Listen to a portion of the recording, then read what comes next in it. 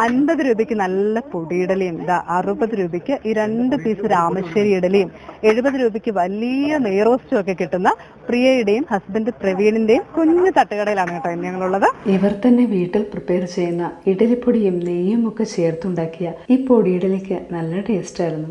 ഇത്ര വലിയ നെയ്റോസ്റ്റിന് 70 രൂപയുള്ളൂ കേട്ടോ. മധുരയിൽ ഒരു വീട്ടിലുണ്ടാക്കുന്ന ഓർഗാനിക് നെയ്യാണ് ഇവിടെ പാചകത്തിന് ഉപയോഗിക്കുന്നത്. 3-4 ടൈപ്പ് പൊടികളും നെയ്യും ഒക്കെ ചേർത്തുണ്ടാക്കിയ ഈ രാമശ്ശേരി ഇഡലിയും സൂപ്പർ ആയിരുന്നു. എന്താ ഇവിടുത്തെ ഏറ്റവും ഫേവറേറ്റ് ഡിഷ്?